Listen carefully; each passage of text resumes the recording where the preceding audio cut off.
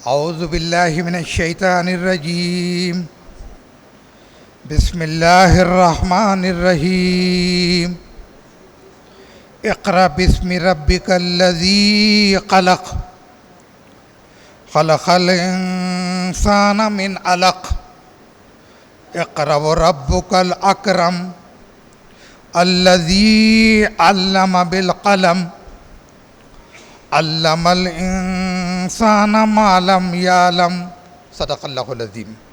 معزز حضرات، یہ سورہ علق کی ابتدائی 5 آیتیں ہیں اور میں اب اس کی ترجمانی پیش کرنے جا رہا ہوں۔ اللہ فرماتا ہے کہ پڑھو اے نبی صلی اللہ علیہ وسلم اپنے رب کے نام کے ساتھ جس نے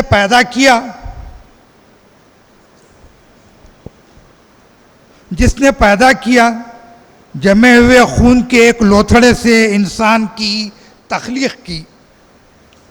پڑھو اور تمہارا رب بڑا کریم ہے، جس نے قلم کے ذریعے علم سکھایا اور انسان کو وہ علم دیا جسے وہ جانتا نہ تھا۔ سچ فرمایا اللہ تعالیٰ نے۔ شروع میں کہا گیا کہ اقرا، پڑھو اے نبی اپنے رب کے نام کے ساتھ۔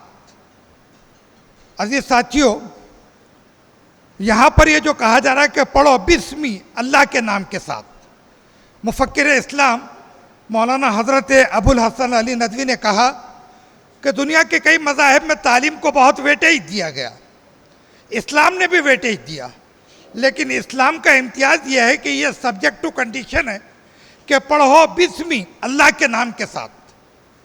یعنی جب تم تعلیم حاصل کرو گے تو تمہارے اندر اللہ کا ڈر اور اللہ کا خوف ہونا چاہیے، کیوں تو اس بات کا امکان ہے کہ کبھی کبھی انسان اتنا زیادہ تعلیم یافتہ ہو جاتا ہے کہ وہ دوسروں کے حقوق پر ہاتھ ڈالنے لگتا ہے، بلکہ کبھی کبھی تو اس کی یہ جسارت درندگی تک پہنچ جاتی ہے۔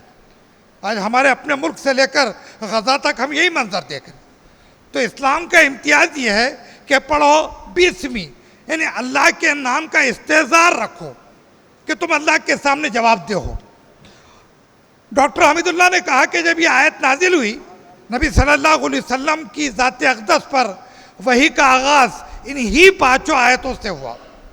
انہوں نے کہا کہ جب اقرا کہا گیا تو اللہ تعالیٰ نے گویا کہ اسی وقت یہ بات طے کر رکھی تھی کہ نبی محمد صلی اللہ علیہ وسلم کی امت آگے چل کر عظیم الشان علمی کارنامے انجام دے گی۔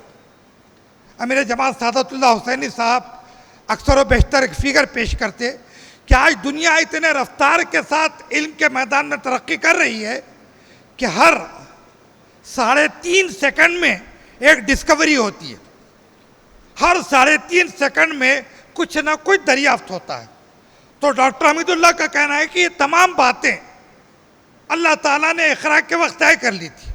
آگے فرمایا ذرا اپنے رب کے ساتھ جس نے پیدا کیا، وہ تمہارا کریٹر ہے، اس لیے تمہارے لیے یہ لازم ہے کہ تم اس کی بات کو مانو۔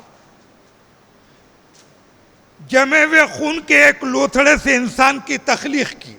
اللہ تعالیٰ نے انسان کی تخلیق ایک بظاہر بہت ہی معمولی چیز سے کی، اور وہ ہے جمے ہوئے خون کا لوتھڑا۔ آگے اللہ تبارک و تعالیٰ فرماتے ہیں پڑھو اور تمہارا رب بڑا کریم ہے۔ ابھی ہم لوگ صرف 3 آیتوں تک پہنچے، لیکن آپ نے دیکھا ہوگا کہ اقرا کا لفظ 2 دفعہ آ گیا۔ علامہ یوسف القرضاوی نے ایک جگہ لکھا کہ قرآن مجید میں علم کا لفظ 80 ٹائمز آیا ہے، 80 جگہ بتکرار آیا ہے، اور انہوں نے لکھا کہ علم سے نکلے ہوئے الفاظ سینکڑوں جگہ استعمال کیے گئے۔ تو ہم اندازہ لگا سکتے کہ اسلام میں ایجوکیشن، اسلام میں تعلیم اور پڑھائی کو کتنا زیادہ ویٹیج حاصل ہے۔ اللہ تعالیٰ فرما رہے پڑھو اور تمہارا رب بڑا کریم ہے۔ اس نے کیا کیا؟ جس نے قلم کے ذریعے علم سکھایا۔ قلم، پین، اس کے ذریعے اللہ نے علم سکھایا۔ آپ جانتے ہیں کہ وہ جو ٹولز آف ایجوکیشن ہے پڑھنے کے، ٹھیک ہے، وقت کے حساب سے بدلتے چلے گئے۔ ہم میں سے بہت سے لوگوں نے قلم کا استعمال کیا، آج ہماری نئی نسل اس کے بجائے کی پیڈ کا استعمال کرتی ہے۔ لیکن یہ قلم اور یہ کاغذ اتنی مقدس چیز ہے کہ اللہ تعالیٰ نے کلام پاک میں اس کی قسم کھائی ہے۔ مولانا مودودی نے ایک جگہ لکھا کہ عام طور پر قسم اپنے سے برتر ذات کی کھائی جاتی ہے، لیکن ظاہر بات ہے کہ اللہ تعالیٰ سے برتر، اللہ تعالیٰ سے پاک اور اللہ تعالیٰ سے زیادہ سپر تو کوئی نہیں۔ تو تفہیم القرآن میں اس آیت کی تفسیر میں مولانا نے لکھا کہ جب رب کائنات قسم کھاتا ہے تو اس کا یہ مطلب ختم نہیں ہے، اس کا یہ مطلب ختم نہیں ہے کہ کوئی چیز اللہ سے برتر ہے، بلکہ اللہ جب قسم کھاتا ہے تو اس کا مطلب یہ ہے کہ یہ چیز بطور دلیل کے لی جائے۔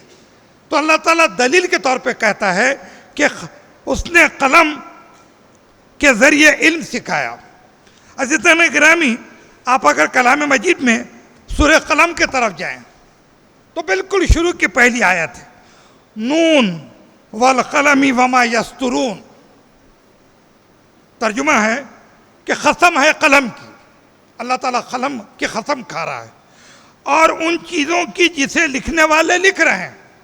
ڈاکٹر اسرار احمد نے کہا کہ یہ جو نون ہے اگرچہ کہ یہ حروف مقطعات میں سے ہے، اور کلام مجید میں کم سے کم 29 سورے ایسے ہیں جن کا آغاز حروف مقطعات سے ہوتا ہے، لیکن انہوں نے یہ لکھا ڈاکٹر صاحب نے کہ نون کے عربی میں معنی روشنائی یا انک کے بھی ہوتے ہیں، یعنی گویا کہ رب کائنات جو انتہائی برتر ہے، دلیل کے طور پہ ٹولز آف ایجوکیشن، تعلیم کے ذرائع کی قسم کھا رہا ہے۔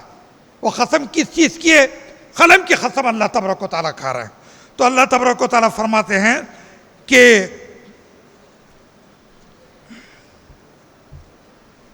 جس نے قلم کے ذریعے علم سکھایا، اللہ تعالیٰ نے انسان کو علم سکھایا قلم کے ذریعے۔ محترم ساتھیوں، ایک چھوٹی سی وضاحت بھی درمیان میں ہو جائے تو بہتر ہے۔ ہمارے اپنے دور میں بلکہ گزشتہ کئی صدیوں سے ہم ایک مسکنسیپشن کی زد میں ہیں۔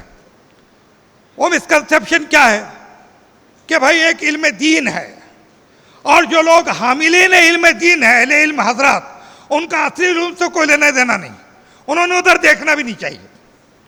اور وہ لوگ جو اصلی علوم سے آراستہ اور پیراستہ ہیں، ہمارے دور کے ڈاکٹرز، انجینئرز، ٹیکنوکریٹس، ان کا دینی علوم سے کوئی لینا دینا نہیں، انہوں نے اس پہ گفتگو بھی نہیں کرنی چاہیے۔ عزیز ساتھیوں، یہ خالصتاً ہمارا مسکنسیپشن ہے۔ آپ اسلامی تاریخ کا مطالعہ کریں، اللہ کے رسول صلی اللہ علیہ وسلم کے مبارک اقدامات کا مطالعہ کریں، تو آپ کو پتہ چلے گا کہ شریعت اسلامیہ نے علم کو ایک یونٹ مانا ہے، ایک اکائی مانا ہے، جس میں کوئی امتیاز نہیں ہے کہ بھئی یہ دینی علم ہے، وہ دنیاوی علم ہے، اور اس کے بیچ میں یہ ڈیوائڈ رکھے ہی دیا گیا، ایسا نہیں، بلکہ اس کو ایک ہی مانا گیا۔ آپ ذرا غور کیجئے کہ جنگ بدر ہوتی ہے، اس کے قیدی پکڑے جاتے ہیں، اس میں کچھ قیدی پڑھے لکھے ہیں، ان کے بارے میں ایک مشورہ یہ آتا ہے کہ ان لوگوں کو قتل کر دیا جائے۔ دشمن اس دور کا طریقہ ہی تھا۔ دوسرا مشورہ یہ آتا ہے کہ ان سے تاوان لے کے ان کو آزاد کر دیا جائے، لیکن میرے اور آپ کے آقا نبی کریم صلی اللہ علیہ وسلم کے ہر اقدام پہ قربان جائیے، آپ نے ان لوگوں کو دیکھا کہ وہ جو پڑھے لکھے لوگ ہیں، ان کو یہ ذمہ داری دی گئی کہ تم لوگ صحابہ کو، اور صحابہ کے کم سے کم 10 بچوں کو تعلیم دو گے، اور جب تم پڑھا لو گے تو یہی تمہارا فدیہ ہے، اور تم کو آزاد کر دیا جائے گا۔ اب آپ اندازہ لگائیے کہ ان لوگوں نے جو کہ کافر تھے، کو قرآن اور سنت کا علم تو نہیں دیا ہوگا نا، انہوں نے وہی چیز پڑھائی ہوگی جس کو کہ ہم لوگ آج اصلی علوم کہتے ہیں۔ تو پتہ یہ چلا کہ علم کو جب ہم ایک یادی بنائیں گے، اس کی ایک فہرست بنائیں گے، یقیناً سب سے مقدس، سب سے مقدم اور ٹاپ پرائرٹی قرآن کے علم کو دی جائے گی، اس کے اوپر کوئی علم نہیں اور کوئی تصور بھی نہیں۔ اور اس کے بعد اللہ کے رسول صلی اللہ علیہ وسلم کے ارشادات، سنت کہہ لیجئے یا حدیث کہہ لیجئے۔ لیکن اس کے بعد جو عصری علوم ہے، شریعت اسلامیہ کو اس سے کوئی الرجی نہیں، بشرطے کہ وہ علم نافع ہو۔ اگر کوئی انفارمیشن ٹیکنالوجی کا علم حاصل کرتا ہے، کمپیوٹر کا یا اور کوئی میڈیکل سائنس کا، اسلام نہ صرف اس کے لیے تیار ہے بلکہ اس کو پسند کرتا ہے۔ آپ اگر دیکھیں تو ہمارے اسلاف میں علم کا یہ تصور تھا. قاضی ابن رشد آپ اگر دیکھیں تو فقہ پر ان کی بہترین کتاب آپ کو ملے گی.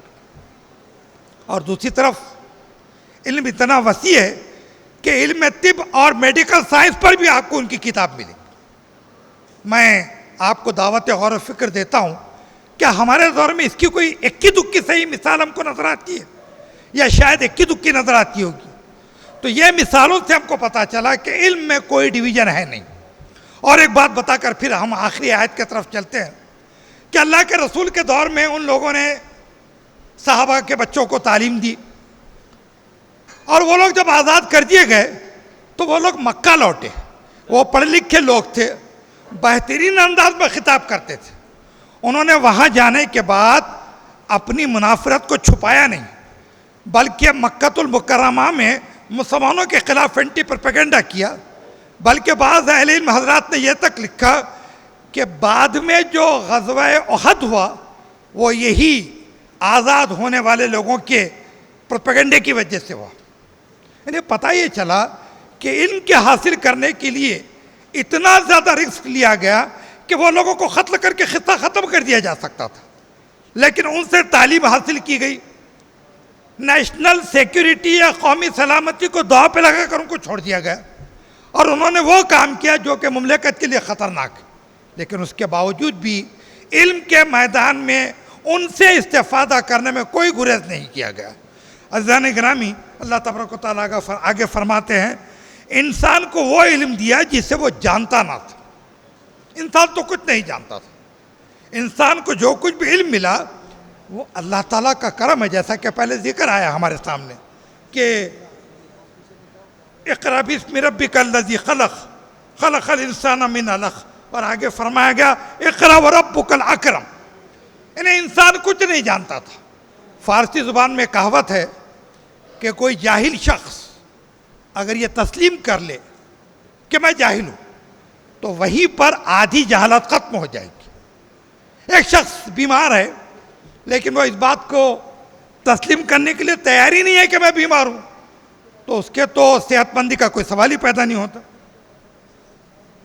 اس کے تو صحت مندی کا کوئی سوال ہی پیدا نہیں ہوتا. تو جاہل آدمی کو پہلے یہ جان لینا چاہیے کہ میں نہیں جانتا, تو وہیں سے علم کا دور شروع ہو جائے گا. تو اللہ تبارک و تعالیٰ یہاں فرماتے ہیں علم الانسان ما لم یعلم, کہ اللہ تعالیٰ نے تم کو وہ علم سکھایا جو تم نہیں جانتے تھے. معزز حضرات, شریعت اسلامیہ میں علم کی کتنی اہمیت ہے. بارہا میں نے اور آپ نے وہ حدیث سنی کہ علم کا حاصل کرنا ہر مسلمان مرد اور عورت پر فرض ہے. اور وہ جو حدیث ہے اللہ کے رسول صلی اللہ علیہ وسلم کی کہ العلماء ورثۃ الانبیاء, ابو داؤد شریف کی حدیث. اصل میں ایک بڑی طویل حدیث ہے, لیکن بالکل ابتدائی حصہ ہم لوگ اس کو یاد بھی کرتے اور آگے کے حصے پر ہم لوگ بہت کم بات کرتے. اس حدیث کو آپ آگے پڑھیں گے تو نبی صلی اللہ علیہ وسلم کی فراست, آپ کی دور اندیشی اور آپ کا حد نظر سے آگے دیکھنا ایک ہی سیکنڈ میں آپ کو سمجھ میں آ جائے گا. اللہ کے رسول نے آگے جو فرمایا, میں وقت کی کمی کے پیش نظر اس کا ترجمہ رکھوں. سرکار نے فرمایا کہ ہم انبیاء اپنے پیچھے کوئی ترکہ یا ورثہ نہیں چھوڑتے, نہ درہم نہ دینار کی شکل میں. ہم اپنے پیچھے جو ترکہ چھوڑتے ہیں وہ علم کا ترکہ ہے. کیا غیر معمولی قسم کے الفاظ. ایسی مبارک ذات کی اگر غلامی نہ کی جائے تو کیا کی جائے. تو عزیزان گرامی, یہ ہم نے سورہ اقرا سورہ علق کی ابتدائی 5 آیتیں سمجھنے کی کوشش کی. اللہ تعالیٰ نے فرمایا کہ علم حاصل کرو لیکن اللہ کے ڈر کے ساتھ. متواتر ذکر کیا گیا اقرا کہ تم پڑھو اور تم کو پڑھنا چاہیے. میں نے یہ بات بھی آپ سے عرض کیا کہ شریعت اسلامیہ میں کوئی امتیاز نہیں. ہاں, علم نافع اور غیر نافع کی تقسیم تو ہو سکتی ہے, لیکن دینی اور عصری علوم کی کوئی تخصیص نہیں ہے. میں نے یہ بھی آپ سے ذکر کیا کہ سب سے پہلے جاہل کو یہ اعتراف کرنا پڑے گا کہ میں نہیں جانتا, تب جا کے وہ جاننے کے مرحلے میں شامل ہوگا. امام مالک کا قول آپ کے سامنے رکھ کے اپنی بات کو ختم کر دوں. امام مالک کے پاس ایک شخص آیا بہت دور دراز کا سفر طے کر کے, اور اس نے آ کر کے یہ کہا کہ میرے علاقے کے لوگوں نے مجھے بھیجا ہے, یہ مسئلہ مجھے آپ سے جاننا ہے. امام مالک نے سنا اور سن کر کہا کہ بھائی میں اس مسئلے کا جواب نہیں جانتا. اس شخص نے کہا کہ ارے ارے کیسی عجیب بات ہے، ہمارے علاقے میں تو آپ کے علم کا بڑا ڈنکا ہے، میں وہاں کے لوگوں کو جا کر کیا کہوں گا؟ امام مالک نے کہا کہ آپ وہاں کے لوگوں کے پاس جائیے اور ان کو یہ کہیے کہ امام مالک نے کہا کہ میں نہیں جانتا۔ عزیز ساتھیو، یہ وہ درجہ ہے جہاں سے اللہ تبارک و تعالیٰ علم اور معرفت کے دروازے ہمارے سامنے کھولتا ہے۔ اللہ تعالیٰ ہم میں سے ہر ایک کو عمل کی توفیق عطا فرمائے، آمین، جزاک اللہ۔